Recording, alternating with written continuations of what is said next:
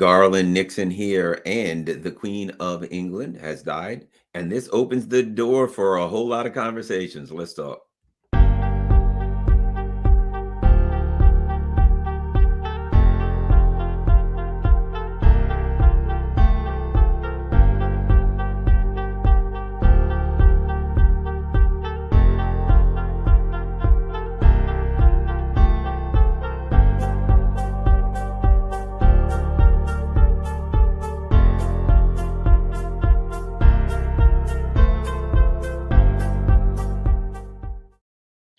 Good morning, Garland Nixon here, and of course, as you already know, the Queen of England has died, and there's a lot of conversations going on. So I'm gonna just chat for a little bit about it. I'm gonna talk a little bit about it, some thoughts, some random thoughts. I haven't even put them together, but I'll just do what I always do, which is my flow of consciousness thing. Let's start here.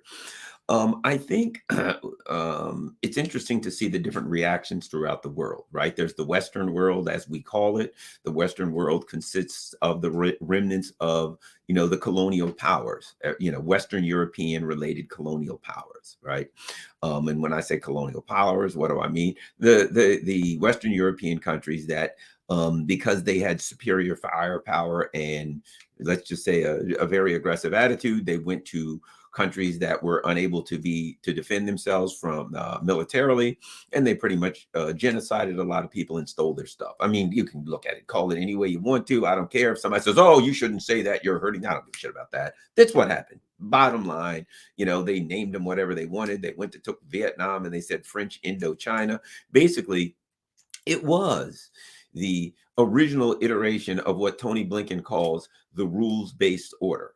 That means that the Western colonial powers now that means the United States makes all the rules and everybody else just follows and suffers as needed to keep the United States in power. But for years it was colonialism, which simply meant I can go to whatever country I want. I can say that's my country now. I can steal all their resources and basically indenture all of their people into servitude, which is what happened with many countries. Entire countries turned into basically slave camps, right? So that history is real. That's a real history. That's the true history of the world that we're looking at. So now the queen has died. What's interesting is throughout the Western world, the proper thing to do for all in power is to lament and the Queen of England. I mean, the Queen's death, to say she was great, she was wonderful, she was beautiful, she was fantastic, she made brilliant decisions. Oh, she was elegant. All of these kinds of things.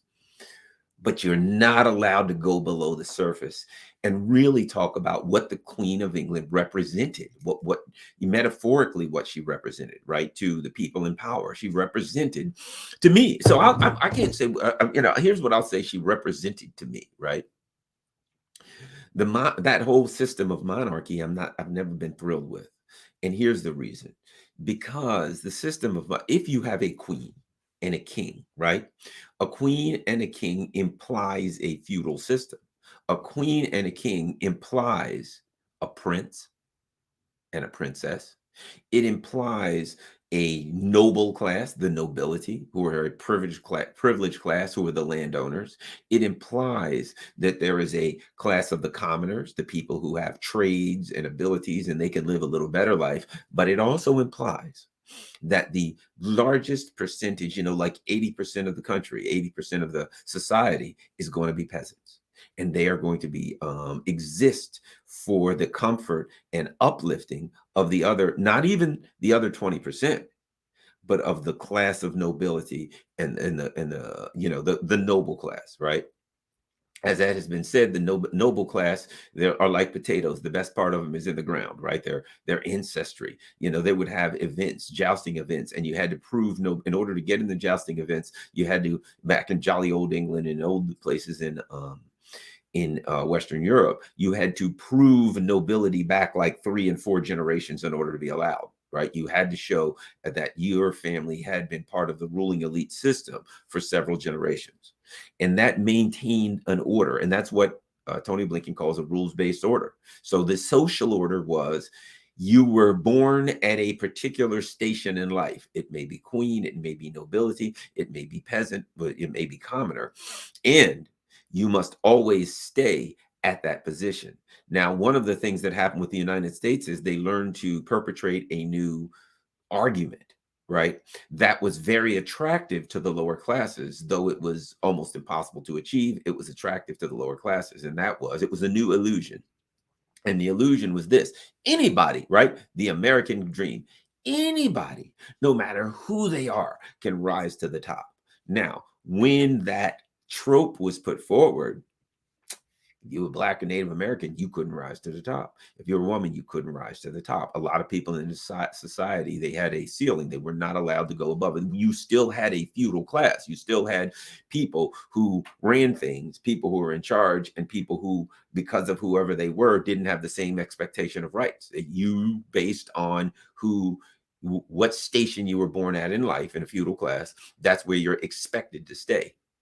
They put forth an illusion in the United States that you could rise above that. And here and there, some people rose above it, and then they celebrated. See, right there's a person that rose above it. That implied that anybody could rise above it. But the system is rigged, so that's not true. And it's just getting more obvious to people now. Some of the things, it's not some of the things that they used to do to Black people and Native Americans and people like that in the United States to, really oppress their ability to rise up, are now being done to white folks too. It's being done to everybody in the United States, and not just in the United States. It's being done throughout Western Europe. And a lot of the average people are waking up saying, wait a minute, I'm being mistreated. And there is a class of people throughout the United States that already kind of had experienced that, and they're like, yeah, okay, now you're experiencing what I've experienced, and you can get a feel of it, and it ain't pleasure, it ain't happy.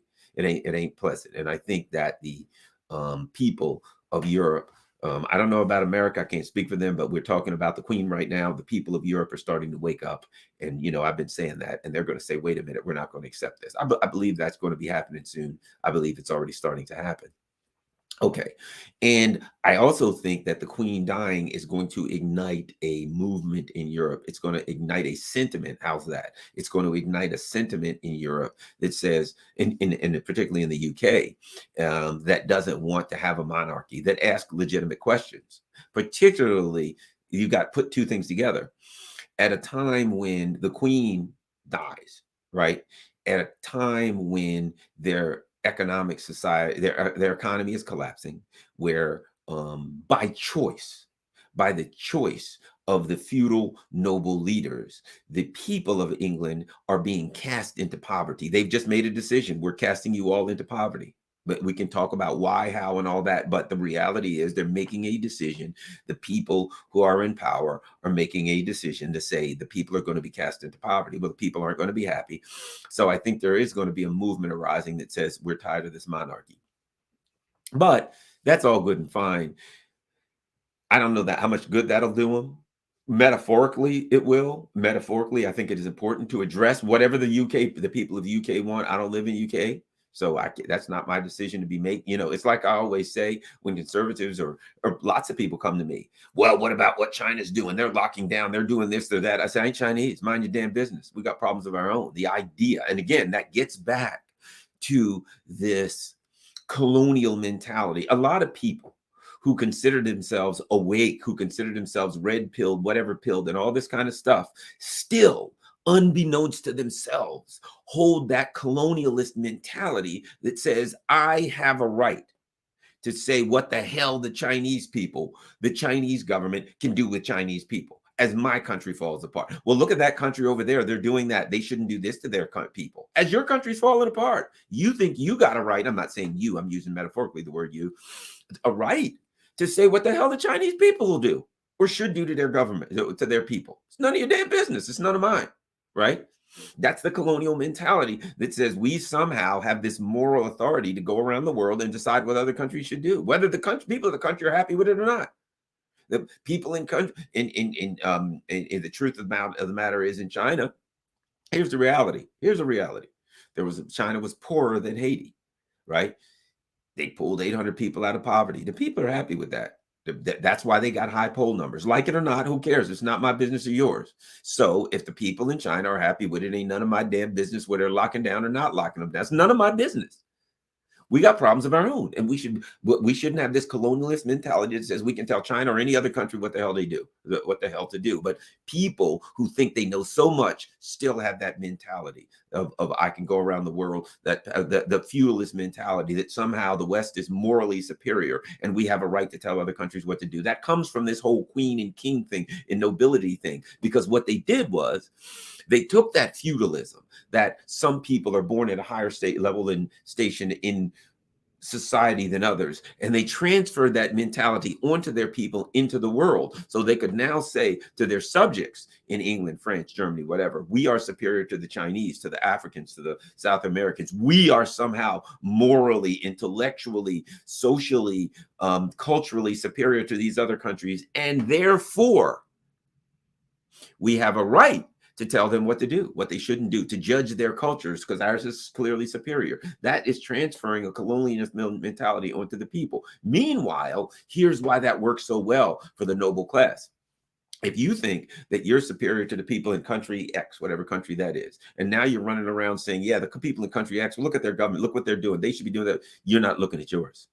You're not looking at the fact that your leaders are taking you to the cleaners, are sacrificing your lives, sacrificing everything because they got you busy looking at other countries, judging some moral standard because you believe that you're morally superior to them, and you're not looking at how they're screwing you at home. So that mentality worked very well to keep their subjects at bay.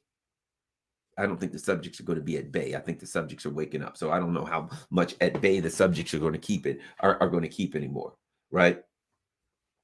Opus Cosmic says, I hate that out of poverty talking point. Poverty is a manufactured problem. The fact is this: poverty you're seeing in England, as we're seeing now in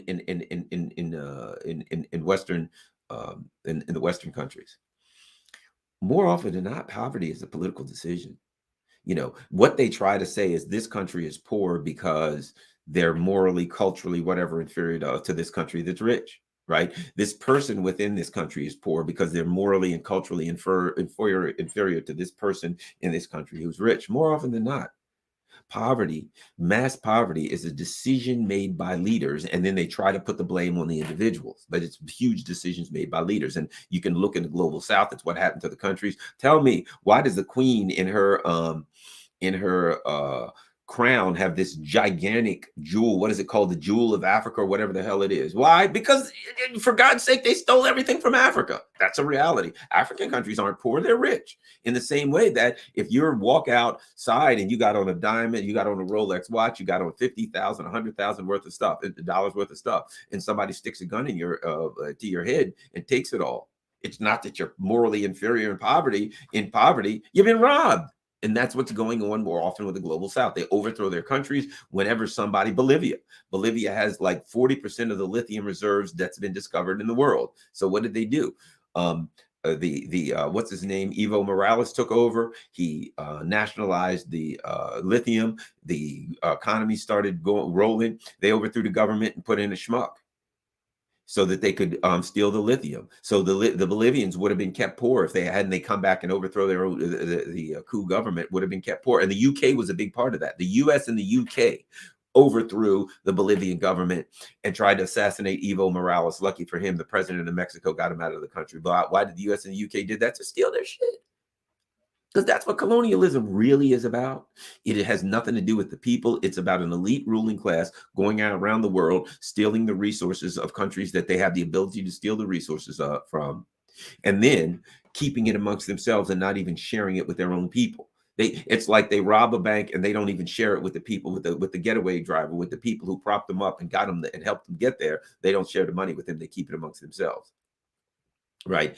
And a little bit of it drips into the people. You know, they go to a country and they steal all their bananas and they got their bananas coming in. Yeah, you get cheap bananas, but that's all you get. They're making the money off the bananas. They're buying the bananas for nothing, paying nothing for the bananas virtually. And the only thing they're paying is markup. And then, you know, that is just a little bit for the processing of the bananas. And then they sell them to you and you get cheap bananas. You think you're making out well. They're getting screwed. Everybody's getting screwed. You get nothing out of the deal. As soon as there's another war for those bananas, they're going to take you and your kids and they'll ship you off to that country to die in that war, to fight for them. And that's what the Queen of England stands for me. Right now, when you went to Caribbean yesterday, when she died, if you go to Caribbean Twitter, if you go to African Twitter, Global South, the countries and stuff like that, the countries Indian Twitter, they weren't crying in their suit. They were making jokes. They were letting out their anger. They're a legitimate anger. Now, I know a lot of people are like, oh, the Queen, I hate to see her die, and that was terrible, and oh, she was elegant. Well, it depends. And I'm not putting people down who say that. I'm not putting you down who say that, because oftentimes where you stand is based on where you sit. You know, if you sit in a country that has been devastated by the UK and but devastated by US colonialism for hundreds of years, for centuries, whatever the case may be, then of course you're going to have a different view of the Queen of England than someone who lives a better life in the West, because you've actually suffered. So those people were not dancing in the, were not, crying in their soup. Oh no, the Queen is dead. The Queen is dead. To them, to those people, they had a legitimate position, and the legitimate position is she represents oppression. She represents my life and my children's life and my country being hampered by countries coming and stealing my stuff, genociding my stuff, and then on and on and on and on. When she became queen, when she was notified that the current king had died, it was in 57 or 52, whatever country it was, whatever year it was. When she was notified of that, she was in Kenya at like a royal residence in Mount Kenya, off of Mount Kenya, one of the royal places where they went, beautiful countries. Kenya's a beautiful country. Mount Kenya, beautiful mountain. On the side of the mountain is this royal residence when she was there. But the Kenyans weren't doing so well, were they? Why? Because the UK was stealing all their shit.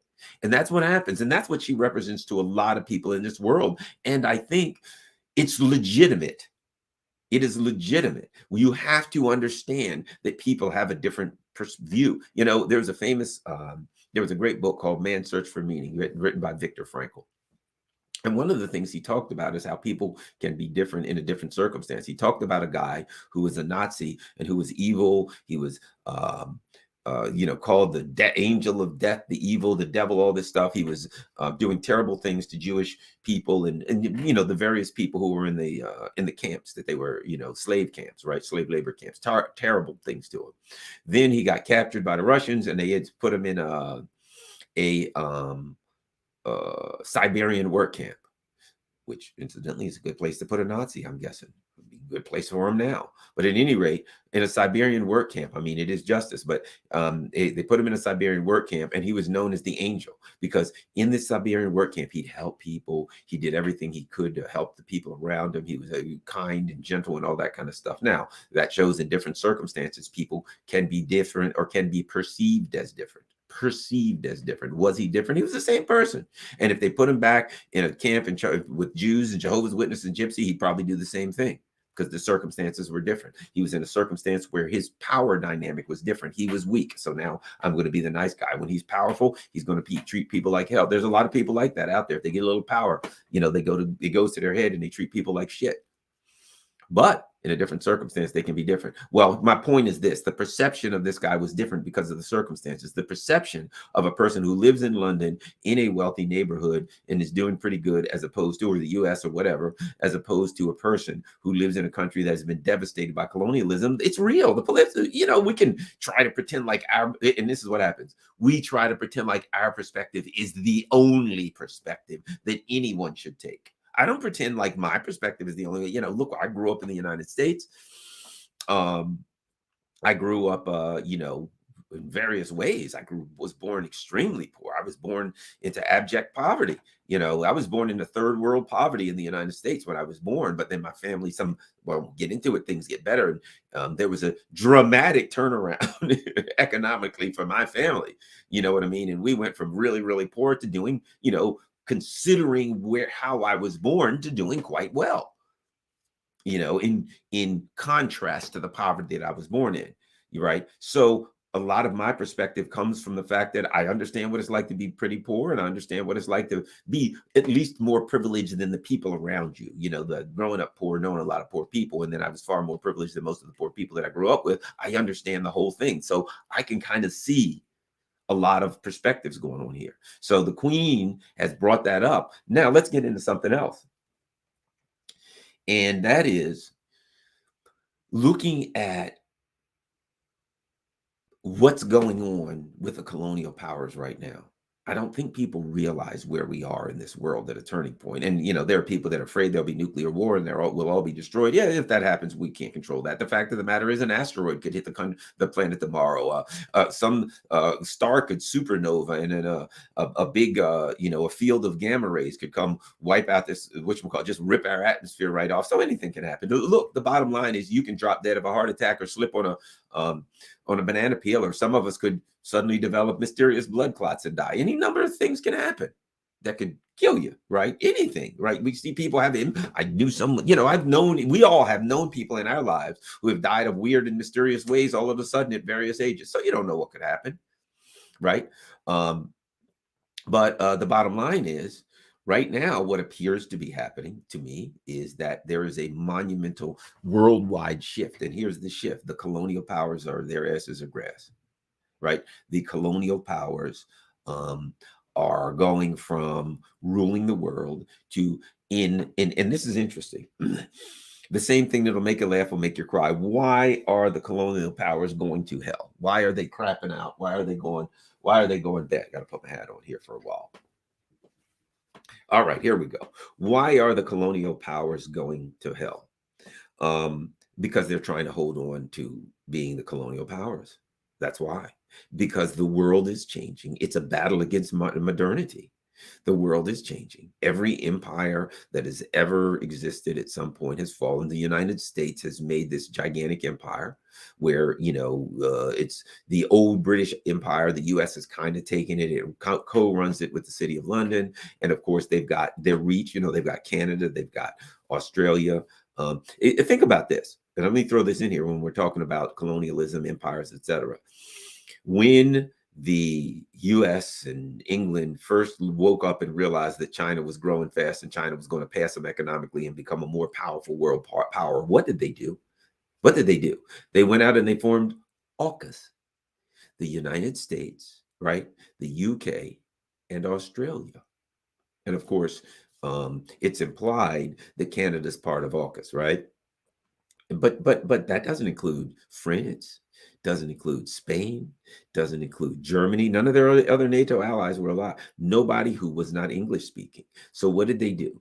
They were afraid. They're like, holy shit, this other gigantic country, is growing, and it's going to be more powerful than us, and we can't handle that. So let's formally reassemble the British Anglo-Saxon Empire. English speaking, you can call it British, you can call it Anglo-Saxon, you can call it English speaking. But one thing for damn sure, France ain't in it.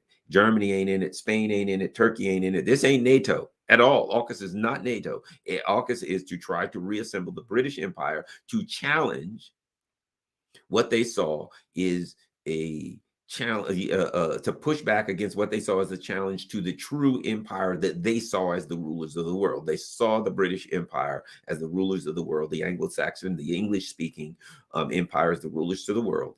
And they were like, that's got to be stopped. So that's what AUKUS is about. If you remember, they screwed France over. Why? They don't give a shit about France. This is the colonial power as they see it. France and Germany and these other countries think that they're part of NATO, think that they're part of this US empire. No, they're not part of it. They're not part of it. They ain't English speaking. They ain't part of it. They're fooling themselves. Idiots for fooling. Not idiots, but you get my point, right? So now what happens? They see a challenge. So they decide they're going to push back against this challenge. And in doing that, they sow the seeds of their own destruction. So now that's it. The Queen has died just as Britain is going off an economic cliff. They bring in, Liz Truss. I don't see how how the Queen could live another day anyway after swearing in Liz Truss. I think that if I swore in Liz Truss, I'd probably die within a day or two. I'd be like, oh my God, what have I done? I can't live with the guilt. I just dropped dead on the spot. So it is possible that swearing in Liz Truss was, possibly the demise of the Queen. Did her in. She's like, okay, and we will officially swear in Liz Truss. Holy shit, what have I done? Oh my God, I'm coming to join you, Elizabeth. For those of you who may know what I'm saying, that's the old Sanford and Son with Red Fox. There was a really funny TV show in the U.S. and Red Fox, his wife had died earlier, and he'd always, fake a heart attack and grab his heart and say, "I'm coming to join you, Elizabeth." Right? Well, that's Elizabeth. I'm coming to join you, whoever, King Charles, whoever. Bottom line was, she was out of here. She's after that, after she swore in Liz Truss, I think that was the end of her. But at any rate, so what happens is now she's gone. And it's really interesting because the war in Ukraine is the death of the British Empire. It is the death of the U.S. Empire. It's obvious. Why? Why? Look, the U.S. has this powerful military, and they can go around the world and Iraq, do what we want, nowhere will attack you. This country, that country, do what they want, nowhere will attack you, right? And now they're threatening their. So what happened is the U.S. went from beating around on smaller powers to waking up one day saying some of these regional powers are becoming world powers, and some of these regional powers are becoming extremely powerful. We can't have that. Look up, read the Wolfowitz Doctrine from 2001. We cannot allow any countries to become peer competitors, and any countries to even become regional competitors powerful enough to influence. It is a Hitlerian, it is a hegemonic doctrine that says we will rule the world forever no matter what. That's the Wolfowitz Doctrine, right? So the U.S. is trying to execute the Wolfowitz Doctrine. So what happens? Russia, the U.S. they tried the boa constrictor, right? You surround Russia and China with bases.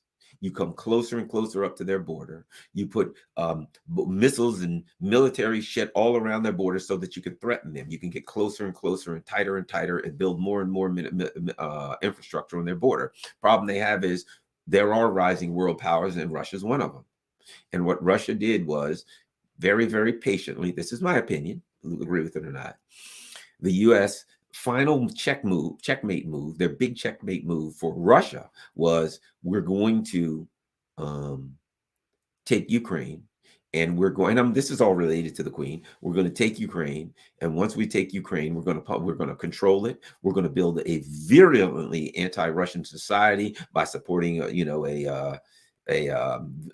very questionable ultra nationalist movement. Very violent movement that was popular in Germany in the 1930s, shall we say. So we're going to do that. We're going to pump them full of weapons. Then, and this is what I think Russia was smart enough to see. Under the Trump administration, they did away with the intermediate INF, which was the intermediate nuclear missiles and weapons treaty. So now you can get intermediate length weapons, right? Okay, so now you can have intermediate weapons. And then now you got that done, you put them in Ukraine. Now that you've done away with that, you can now put your intermediate missiles in Ukraine, and boom, you're right outside of Moscow. And as Moscow said, eventually you guys are going to develop hypersonic missiles, and they'll be at Moscow, and that won't even give us enough time to respond. You'll have first strike capability. That's not happening. It's not going to happen. So now here's what happened. Colonialism has traditionally been, you can tell other countries what to do because you got enough power to stop them. That ain't so with Russia. Russia in 2014, when the U.S. overthrew, they've been building their military, but they overthrew Ukraine and started this, pumping Ukraine full of weapons so they could use Ukraine as a blunt object against Russia. Russia started building their military, particularly military technology. And they've been building because they knew this moment was coming. And now colonialism to some extent is based on brute force, economic, whether it's economic, military, is based on brute force, knuckle dragging brute force. That's what colonialism is based on. So colonialism says to Russia, we're going to surround you, you won't listen, and we're going to just use brute force against you. Russia built up enough power to have the brute force to stop them. On their border, it's very, very powerful. Americans don't understand how powerful the Russian military is within 1,000 kilometers of the Russian border. They built this gigantic military with exceptional power and extremely and technological advancements that are in some instances better than the United States when it comes to hypersonic missiles and some other things, right? So Russia's able to go in, and Russia says, look, stop this bullshit. And the U.S. says no, and the Russia says, well, we'll kick your ass out of here. So now Russia has the brute force in Ukraine to go toe-to-toe. And they have the nuclear deterrent that the U.S. can't go in there and just start punching, because they have the nuclear deterrent there. And very early and I think it was, although it's scary, I think tactically, strategically, I hate to say that it was a smart move, but in reality it was. Immediately after the conflict started, one of the first things that the Russians did was the US kind of, and the EU kind of implied we're going to jump deep into this thing. And they said, the Russians said, we're putting our nuclear deterrent forces on high alert. What did that mean? Don't fuck with me. Don't play with me. If you try it, you want to die, we're all going to die. Either we're all going to live or we're all going to die. You make a decision, but you ain't going to come kick my ass. If you come after me, game over. Game, set, and match. Now, is that a choice you want to take? And that was, I think, it's just a strategic move at the time. It was an elbow. It was a reminder. Don't get too froggy, because if you go too far, if you attack me, you are committing suicide, right? And strategically, I'm scared of nuclear weapons. I don't think anybody should have them, but it could prove in the long run to be a strategic move to save us all from dying of nuclear weapons. A reminder that if you go too far, it will mean your own doom. And maybe that's actually, if you think about it, although I don't think anybody should have nuclear weapons, that's what the term nuclear deterrent actually means, right? So I say all that to say this. So we move forward, and what we see is that now the winter's coming, and the traditional colonial powers. Now, you got a couple other things too. You've got the traditional colonial powers of Western Europe. And with that, you would really mean starting with the UK and France, who are still neo-colonial powers. Germany, who's not as much, but is somewhat, right? Then, of course, the Belgiums of the world and the Spains and the Portugals that at one time were major neo-colonial powers, but have really backed off of that. So you've got the main colonial powers that are still there. You've got the semi-colonial powers that at one point were colonial powers, but now not so much. Then you've got the Eastern European. Hungary. Why do you think it is culturally that Hungary ain't down with all this shit? Because they weren't never really much of a colonial power. It's not in this, culturally not them. Look at Turkey. Now, Turkey was an empire at one time, and I think that Erdogan has aspirations to rebuild the Ottoman Empire. But one thing we're learning about Erdogan is he's very practical. Erdogan is a nationalist, and he is a guy who is looking out for Turkey first and foremost. Now, I may have my issues with Erdogan, God knows, but he ain't an idiot. You know what I mean? Ultimately, he's saying, look, we ain't have, and he said it recently, we're not having problems we got plenty of gas coming in on Turk Stream. We ain't screwing with Russians. And if you don't understand, Turkey has beautiful beaches, it has beautiful tourist areas. And guess what? They make a lot of money from Russians coming there. And Turkey's like, hey, we ain't screwing that up. We're good to go with the Russians. What thing you might not know, a while back, Turkey shot down a Russian jet, killed a Russian pilot. The Russians then cut off the tourism to Turkey, and Turkey folded like a cheap table. They're like, whoa, hey, sorry about that, guys. What do we need to do? Why? Because that's a big part of their economy, and Turkey has enough economic problems. They don't need more. But if that were the traditional colonial powers, they would have said, screw it, we don't care, and just let their people suffer. Erdogan ain't there. Erdogan says, hey, this ain't going to work. So tell you what, let's make amends. And now, as Erdogan sees what's happening with the collapse of the colonial powers, he's like, I'm jumping on the winning side. Hey, Putin, what's happening there, bro? Hey, I got an idea. Let's work some things out. He's high-fiving with Putin. He's fist bumping. He's chest bumping. He's like, hey, I know a winner when I see one. These schmucks are done. So, hey, let's hang out, right? So now he's Putin's best buddy, right? He's Mr. Pro-Russian. Look, guess what? Why wouldn't he be? Look out, you're a Turkish president, look out for the Turkish people. And what the people of England, what the people of the traditional colonial powers are learning now is this. This is the reality. This is the way it's always been. The people in charge of England or France or Germany don't give a damn about the people of the country, and they never did. And they see the people of the UK, the people of Germany, France, Spain, etc. They see those people, this is the way I like to put it, as fuel. And what do you do with fuel? You burn fuel because you want to go somewhere, you want to do something, you want to accomplish something, you want to heat your home. The people of the countries are nothing but fuel. So what we're looking at is not a collapse of the culture of England or France or Germany. We're looking at a collapse of the culture of Western elites.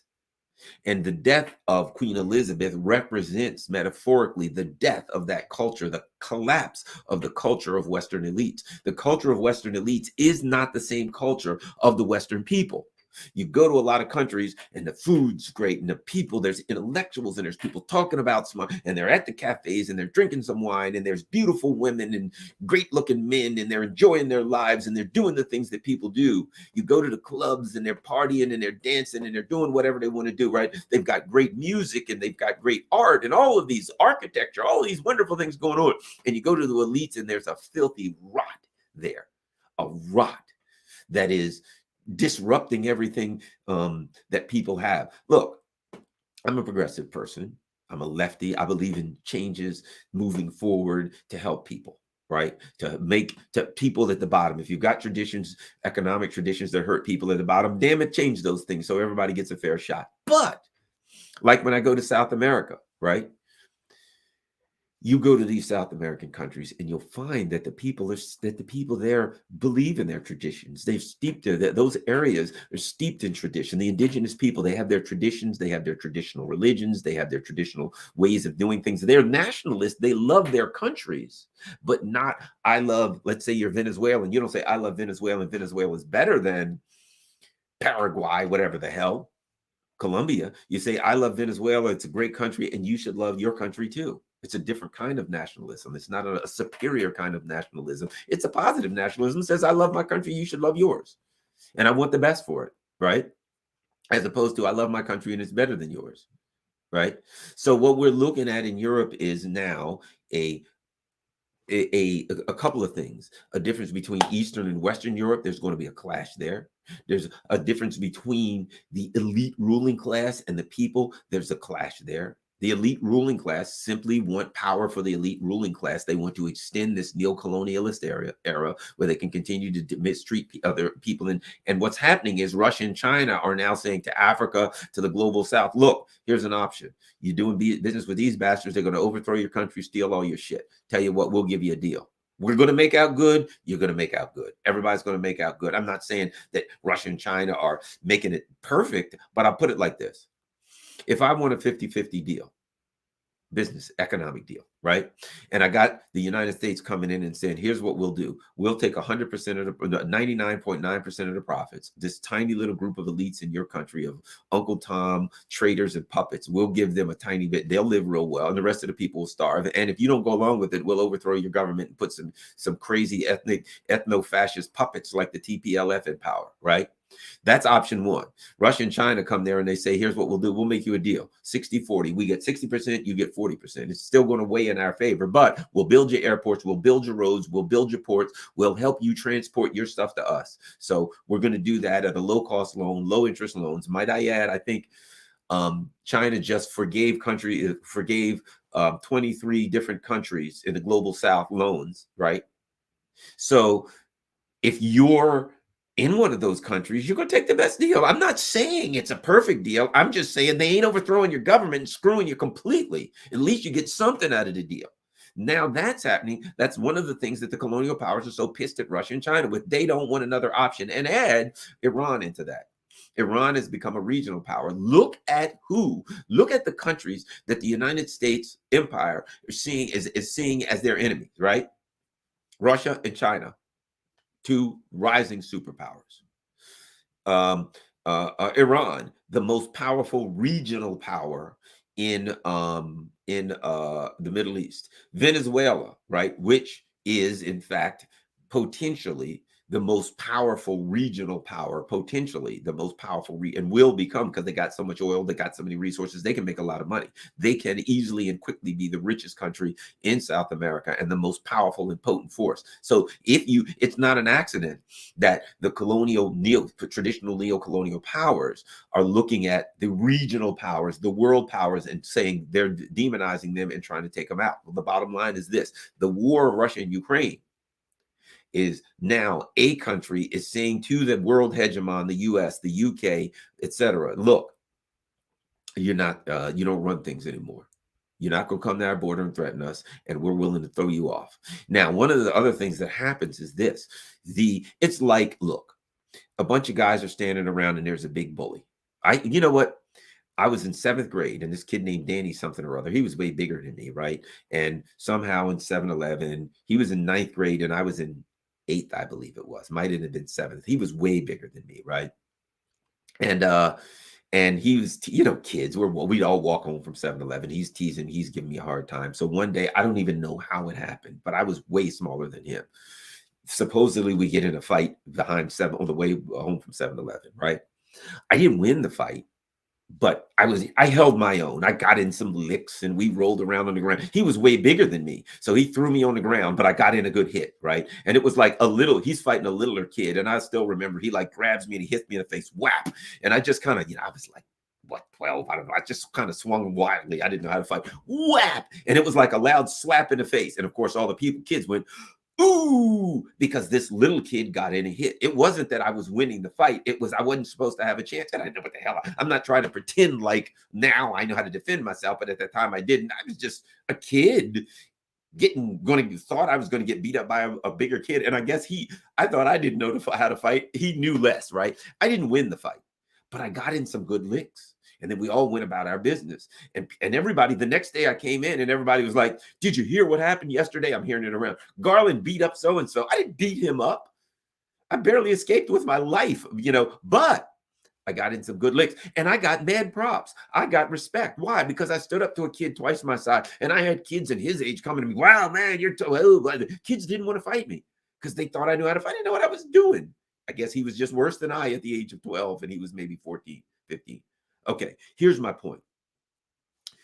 Putin and the Russians are getting mad respect in the global South. Why? Because they stood up to the bully. People are like, holy shit, nobody fights the United. You sons of bitches are fighting them and kicking their ass out of Ukraine. My God, they're seeing what's happening, right? They're seeing it's that you got the cojones to fight.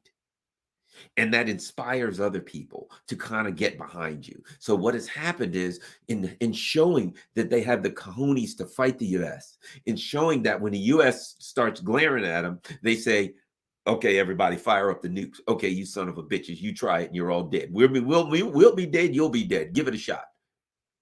So they played nuclear chicken very early, and the U.S. said, we don't, time out. Whoa, we're back down. The U.S. did things like, they were going to test the Minuteman, and they said, we ain't going to do that right now. We don't want to test them. So it was, first of all, it was practical. The U.S., let's face it, the oligarchs don't want to die and lose everything. Why do you think they want to do this transhumanism and put their minds into computers, which they will never be able to do? But why do you think they want to do that? Because they don't want to die. They don't want nuclear annihilation. And the threat of nuclear annihilation, if you remember what Putin said, he said, look, basically, I don't want to take everybody out, but if you guys think you're going to take out Russia, I can't imagine a world without Russia. And he goes on to say, and we're, if we die, we'll die as martyrs and we go to heaven. You'll just go straight to hell. You won't even get anything. So guess what? If we're all going to die, and I think the message was, I ain't scared to die. Never fight a man or a woman that ain't scared to die. To take it from a person who is trained and, somewhat trained. I mean, Bruce Lee, I ain't, but I'm trained enough to defend myself on the most basic level, I guess. I can defend myself somewhat as far as self-defense. You don't want to fight. Self-defense fighting is up here. You don't want to fight a person who is afraid to die. You hear me say that, who's not afraid to die, or who feels that it's a life and death threat. You don't want that fight. You don't want that fight. Even if you win, they'll bite you. They'll tear your skin off. They'll take everything they can and gouge your eyes. If somebody thinks they're going to die, when they die, they're going to have skin under their fingernails. They're going to have blood on their teeth because they're going to try to kill you in any way, shape, or they can. It's natural, right? And so that's what Putin put forward. You try to take us out, we're all going. I may go down. Yeah, but guess what? You surely are going down too. So that was the move they made very early. The world saw that. The people who were oppressed by the US and the UK empire for years saw that and said, holy shit. You know what I mean? These Russians got some cojones. And now they're looking at the war and they're seeing, holy crap. The Russians, they'll go right in here and they will strap on a weapon and they're ready to fight. And that's the truth. The Russians will fight. History tells us that Russia is slow to get on their horse, but once they get on their horse, they ride fast. You don't want a land war with Russia. You do not want to get in a land war with Russia. History tells us. And General Winter is the general that Russia has never lost a battle. And now General Winter, as you've heard me say, is about to gallop on his horse right into Northern Europe. And when he does, it's game, set, and match. It is interesting that whether it was Hitler or Napoleon, when it came to fighting Russia, eventually it was winter. It was Russia's ability to withstand that cold and to deal with that cold and to live or fight or whatever they needed in that cold, something that the Germans or the French couldn't do. And where the Russians end up both times? You attack Russia, they end up in your capital. They ended up in Paris. They ended up in Berlin, right? So you attack the Russians, they end up in your capital eventually, coming home to haunt you. And winter is going to be your enemy. They're going to utilize it to, they have made it an art to utilize winter as a weapon of war. And now there's an economic war against Russia. And what are they using? They're using winter as a weapon of war. And I don't see how they lose. I don't see how they lose. So let's go on. So the queen being dead is representing to me, metaphorically, a massive change in the world order. And the world order is she's going away, she's dying, she's going to be buried. And with her, the era of a UK-US monarchy ruling over the world. And there are a lot of people in this world. Now, there are people, and I understand it, that are into tradition and the Queen's tradition. They're going, okay, she died, blah, blah, blah, blah, blah, and they're going to accept it. But I'll be honest with you. I mean, I'm just, me, I'm straightforward. You ain't going to find a lot of people of color in this world. You're not going to go to the black or brown people that are like, oh, the queen's dead. How terrible is that? You'll find some, but not a lot, because their perspective is different. Where you stand on an issue often is decided on where you sit. And a lot of people in this world have sat in a place where have not benefited. Now, I imagine there's a lot of people in Europe the same way that haven't benefited by monarchy, have benefited by these authoritarian leaders. And they're going to be, a lot of people in Europe are going to be like, screw this, man. We want a democracy, because what they want is accountability. See, a monarch has no accountability unless they decide to exercise accountability. But it is not incumbent upon the position of monarchy, authoritarian leaders, that accountability. And what the people in Europe is, they are learning. They're learning that their leaders don't have accountability. So realistically, think about this. The Queen of England is the Queen of England. What she says goes, right? Recently in Germany, I keep bringing this up because it was powerful. Metaphorically, Annalena Baerbock, their foreign minister, said she was in Prague, I believe it was. She was I think it was Prague. She was at a conference called, Democracy in Danger. And she literally said, we're going to continue with these Ukrainian, I don't care if the people come to the streets. I don't care what happens. It doesn't matter what the voters say. We're going to continue with this Ukrainian thing. Why would the voters be upset? Because they're suffering. Right? So what she really said was, we don't care how much our people suffer. As leaders, the elected leaders in Western Europe don't see themselves as elected leaders. They see themselves as part of a noble class that has a right and a duty to rule over their subjects. And the truth is coming out. When you say, an elected leader says, I don't care what the people who elected me say, I'm going to do something else. You don't view yourself as an elected leader. You view yourself as part of a noble ruling class, elite ruling class that has no accountability to the people, and you act as you see fit. And I don't think that's going to work, because I think the Queen of England did to some perspective, but I think she probably somewhere recognized, I got to chill on some things.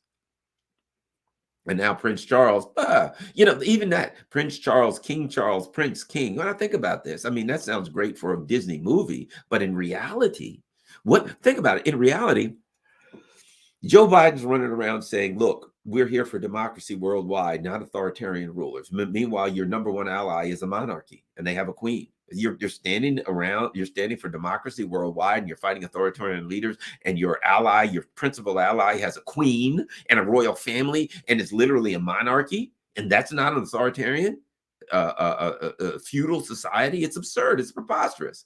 That the problem that these leaders have is not that the people in the global south are sick of it, because they've been sick of it for centuries. It's that the people in England, it's in the people in France and Germany. It's that they're sick of it. It's that they call themselves allied with Eastern Europe. Let me tell you something. How long do you think the people of Slovakia, these little postage stamp countries on Russia's border that are really stateless, lands, how long do you think they're going to continue to suffer? Oh, they hate the Russians, and oh, let's go along and take out the Russians. It's very cold in those areas. Poland, very cold. How long do you think they're going to continue to want to suffer? People will stand there and put up with it, but at some point they're going to be, yay, we're getting the Russians. Oh, the Russians are hurting. They're going to wake up one day and turn on their television, and the Russians are going to be taking bubble baths, sipping hot vodka, and dancing around, doing Russian dances, right? They're going to be enjoying their lives. They're going to be just as happy as a three-legged dog in a pine forest, right? But they're going to look at their lives and they're going to be living a miserable life of hell. And their leaders are going to be like, yes, sir, we are smiting Putin and the Russians. And they're going to be like, it's wintertime. Putin and the Russians are all warm. They're not even paying more money for gas or energy. They're doing well. And we are screwed, blued, and tattooed. And that's what, and they're going to be able to look and they're going to say, wait a minute, the Russian leaders seem to be acting on behalf of their constituents, and we're suffering so far to so-called to hurt Russia, but we're not hurting Russia, it's hurting us. So again, we get back to the Queen of England. I think she represents the death of the colonial powers. I think she represents the end of the UK as any kind of colonial leadership. Now they got Liz Truss. Liz Truss is a moron. And what is she going to do? I mean, Liz Truss. The Queen dies, and now, hey, let's lean on Liz Truss. She's going to lead us out of this. Oh my God. And she comes out with some scheme where she says, yeah, nobody has to pay electric bill for 2 years. They're going to have to pay them sooner or later. They're sooner or later going to pay them. What are you going to do? You're going to borrow money. Now, keep in mind something. You've said we're going to have X amount of dollars after all of these huge bills that you got for COVID, right? Because you locked everybody down. Now you're going to say, okay, now that we've locked everybody down on COVID and it cost us a fortune, we had to borrow all this money. Here's what we're going to do. We're going to borrow more money at a time when interest rates are raising. So it's going up. So it's going to cost you more to borrow this money. So we're going to borrow all of this money to pay your electric bills for 2 years. But guess what, my friend? That's based on current prices. So, oh, this will pay the electric bill for 2 years. We got 130 billion, whatever the number is, right? What's going to happen when because of what you're doing, the price of electricity goes up 80%, 100%? That knocks it down to 1 year. What happens if it goes up 400%? That knocks it down to 6 months. The amount of money that you've allocated for 2 years ain't going to work when the price keeps going through the roof because of your actions. And sooner or later, somebody's going to have to pay for that, aren't they? And you're screwing around with Iran. I don't know how much you know about world economics, but if Iran closes down the Straits of Hormuz, the derivative system will collapse. I don't know how many trillions of dollars derivatives collapse. So if they screw around with Iran and Iran closes the Straits of Hormuz, which they will, and maybe even, and see, keep in mind, look up the Straits of Bab al-Mandab. At any rate, I can never pronounce it right, but it's the if you look at it, what's happening is Saudi Arabia sits up here and it has two routes to the sea, right? But one route of the sea goes through the Straits of Hormuz, which has to go past the Iranians. The other goes past this tiny little strait called Bab al-Mandab. And forgive me if I'm correct, not correctly pronouncing it, but that's Yemen. Ally. That's why the war in Yemen is going on, because if the U.S. is lying to its people always about this stuff, but if Yemen becomes a sovereign, very sovereign, powerful country allied with Iran, that means that both routes to the sea, let me see, let me go to maps. If I can show you, I'm going to show you what I mean. And it will become obvious. Hormuz. I think you really need to see this. Let me go to maps. Maps is moving slow.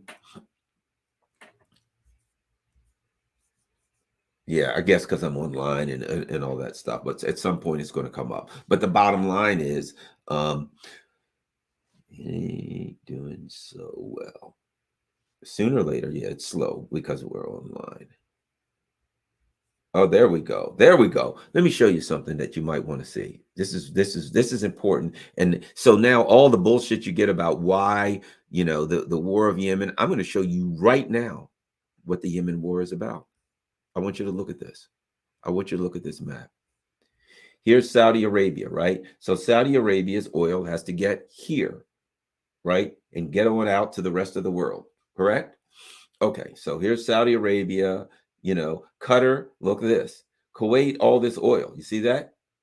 So you got Kuwait, you got Qatar, all of their oil is got to go through the Straits of Hormuz. Here's Yemen, here's it's too big, but this is this little, look how skinny this is. This is skinnier. This little strait is skinnier than the Straits of Hormuz. So Saudi Arabia, oil, out it goes to the sea. And here's Yemen, an ally of Iran. Saudi Arabia, Qatar, Kuwait, oil, gas, out here through the Straits of Hormuz and out to the world, right?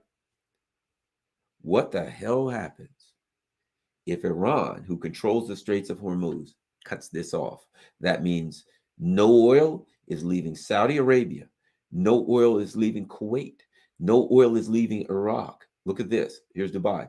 No oil is, what is that? The United Arab Emirates, I guess. No oil is leaving there. I guess maybe some can get out here, but not really. No oil or gas is leaving Qatar. That's it. The oil market, the derivatives market, done. So when they say we're fighting, the reason the colonial powers are fighting Yemen is because technically, if Iran, they already controls this, Yemen becomes powerful and they're Iran's ally. Look at this. Choke point, choke point. Game, set, and match. That's what the war in Yemen is about. If Iran controls this and this, they kind of rule the world when it comes to oil, don't they? They kind of rule the world. And who are they allies of? Very close allies with Russia. See what I mean? A lot of times when you look at a war, when there's a war going on, look at a map of the area. First and foremost, look at the routes of trade in the area, and that'll tell you what it's about. Look over here. Why do you think the U.S. is over in here? Look at this. Ethiopia trying to overthrow the U.S. is trying to overthrow the government of Ethiopia with the two TPLF. Look at this. Somalia, Ethiopia, Sudan. Why do you think the U.S. government is trying to get power all in here? Why do you think that is? South Sudan. All this is former British colonies, I might add. But look, why is that? Look at this. Because of this right here. Because they're hoping maybe if they control these things and they put bases in here, then they can defend this. Over here, that's why I don't think they'll attack Iran, because Iran will close this damn thing down, and that will be it for the derivatives market. That will be it for the U.S. economy. So they're screwing around with that. You see that? Isn't that obvious? Unless you look at a map, you will never see that. Saudi Arabia, Kuwait, Iraq, Qatar, all of their oil, Iran can flip a switch and shut it off. How about that? How about that? So now when you understand Yemen, you understand why they're fighting in Yemen. They're fighting for that right there. And guess what? The Chinese have one base outside of China, one in the world. You know where it is? Djibouti, right here. Why'd they put that base there? See what I mean? Why you think they put that base there? Whenever you look at what's going on in this world, you have to look at a map to really get an understanding of it. So I hope a lot of people learn something from that. Yeah, I learned just by looking at a map. Whenever there's a war, I always go look at a map and see who's around, what powers are involved, etc. What are the trade routes in the area? Because more often it's more about the trade routes and maintaining power than anything else. That's why I don't believe the United States is going to attack Iran or really wants a war with Iran, because if they do, Iran will shut that oil down. And if they shut the oil down, look, let me add this. If Iran shuts down oil in Saudi Arabia, in Kuwait, in Qatar, and Iraq, and none of them can get their oil out, is there any other country out here in the world that has a lot of oil? Russia and Venezuela. Russia and Venezuela. Who has now the power? It will empower Russia and Venezuela beyond belief. And Russia and Venezuela are allied with China. So China ain't running out of fuel, are they? Yeah. So bottom line, I think that was a good lesson for us all when we talk about understand how this world works. At any rate, it's getting late for me, so I just wanted to run off at the mouth and talk a lot. I don't have a lot of time. Got to get ready to head in for the studio. Let's look at a couple of things here. We got super chats. Sparky says Putin examples resonate throughout the global South. You are very correct. If you fight a bully, people will, have a lot of respect for you. Great show. Thanks for what you do, says Illuminated Best Choice. Thanks, Illuminated. What a great name. Next to Liz Truss, Erdogan's a rocket scientist. Are you kidding me? Next to Liz Truss, a rock, a lump of bituminous coal is a rocket scientist. HM Queen Elizabeth II sacked Australian Prime Minister Gough Whitlam back in 1975. Yes, she was. I was hoping she'd do the same thing to Justin Trudeau. A lot of people don't know that story. John Pilger did a lot of work on it. Search Gough Whitlam. Yeah, the U.S. overthrew the government of Australia. And they used Queen Elizabeth to do it in 1975. That is certainly a fact. Sparky says, Garland, I have a great idea. You could exploit Europeans fleeing Europe by starting a new indentured servitude agency. It worked once before. There you go. Sparky's brilliant. Good work there, Sparky. Sparky also says EU countries are so weak now they can be colonized by the Americans, but they have few natural resources. So what good would they be as colonies? You are correct, Sparky, once again. Sparky says, but the Five Eyes care about the Bolivians. Yeah, they kind of care about the Bolivians. Condescending, white man's burden is the answer. And really, that just means we can steal their resources. Wesley Walker, thanks a lot, Wesley Walker Jr. Sparky's really on hot today. England had a right to sell opium to the Chinese. Yeah, look up the Opium Wars. Thanks, Garland, for a late night live stream. Thanks a lot there, Comma 2. Is that Kamala Harris? Is Comma 2 really Kamala Harris? I don't know. All right, any more super chats? Any more super chats? That's it. Let's look at Rockfan. Oh, that's someone. And thank you very much for Daniel Sanchez. I like your style, Garland. Thanks for what you do. Thanks. You know what? Can I tell you something? And the people who listen to my show already know. People say, oh, and Scott Johnson says, thank you, Garland. Hope you have Scott Ritter and Ray McGovern again soon. Yeah, I'm working on something with Scott Ritter, believe it or not. The bottom line is this, and for those who listen to my show and know, I don't know if it's a style. I'm just me, and that's what it is. I think that's why people like my show. And that's why I like to interact with people, because I'm not a bullshitter. Here's the reality. I got stuff to say. I've read, I've studied, I studied philosophy for years. I've studied Zen for many years. I've studied a lot of things to make me the person that I am today. I love to read. Can I tell you, before I leave, I'll tell you, a lot of people don't know this about me. They're like, when I was teaching at Anne Arundel Community College, at one time, I would always be talking. I'd always bring up books that I read, right? And at one point, the chair of the department that I was teaching at said, Garland, he says, you don't have a PhD. He said, you've read more books than any PhD that I know. And I said, well, here's what I did. I didn't have to talk about it. It's nothing to brag about, but this is something Garland Nixon did. When I started as a cadet in law enforcement, the book I started, I always loved to read, right? And the book I started off was The Once and Future King. And that was the all of the Camelot stuff, right? The Queen of Air and Darkness, and the questing beasts, Sir Palamedes, and all that stuff, right? So I started reading. The book was this thick, and I'm like, how the hell am I going to get through a book this thick? But I love to read. I read the classics, Chaucer, all that stuff, right?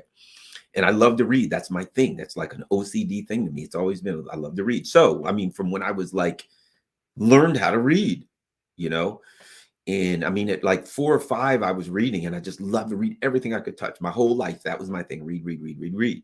So at the time I was 19, and I decided, how am I going to get through here? So I came up with a system. I'll read a minimum of 10 pages a day. Right. So every single day, with few exceptions, I might miss a day, a month here and there. Right. But it was rare. It was rare. If I had the flu, I may not read. Even when I remember I had the flu one time, really horrible, and I still was trying to get my 10 pages a day, right? 10 pages a day. That gives you 300 pages a month, right? I started out when I was 19. I did it the whole time I was in law enforcement, 28 years. 27 years, 28, however many the hell, I think it was 27 years. So I read 10 pages a day. I read 300 pages a month. for a quarter of a century, book after book after book after book after book. I mean, people name subjects, and I'm like, yeah, I read this book on that book. And so what happens is this: I read a lot.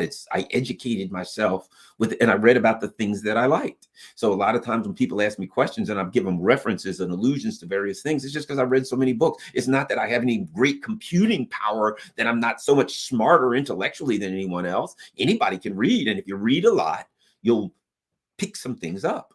And so as a result of that, I studied a lot of various things, right? Studied how the brain works, and psychology, and abuse. I've read so many books on abuse, and you name it. I could go on and on. There ain't a lot of subjects that I haven't read books on, right? So the bottom line is, so I took all this stuff in, so I got shit to say. I read a lot, and I got a lot in there that I read, and I got stuff to say. So people are like, what is your agenda? I don't have an agenda.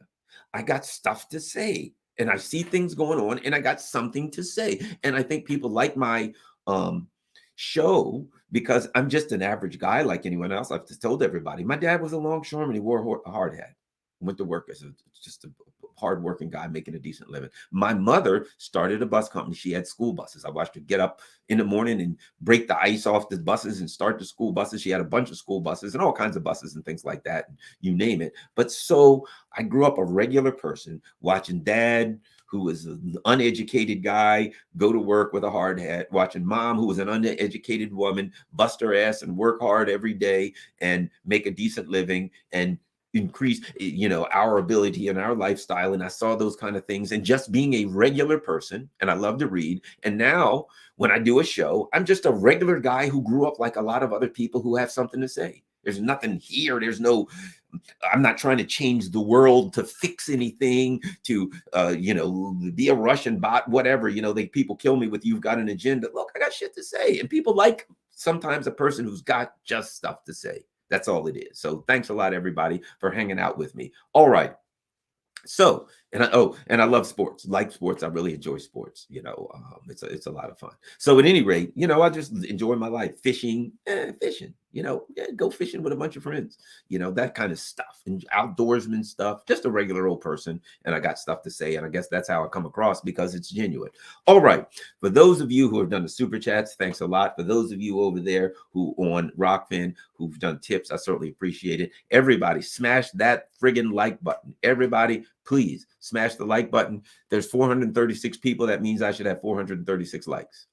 Number two, you can see on the little thing going across, I got buymeacoffee.com/Garland Nixon H. Cash at me. You can do Cash App. You can do Patreon, $3, $5, $100 a month, whatever you can afford. Certainly appreciate that. And PayPal is garlandin@gmail.com. All of that stuff's going across. Make sure you are a Rockfin member or subscriber. The difference is the members pay $9.99 a month. If you can afford it, great. If you can't, that's fine. Understand. Just enjoy this stuff and do what you can. Those who can, I ask you to become a member on Rockfin, but definitely become a subscriber, which is free if you can. Thanks a lot, everybody. I am out of here. And the queen is gone, and the colonial empires are in decline and even total and absolute collapse.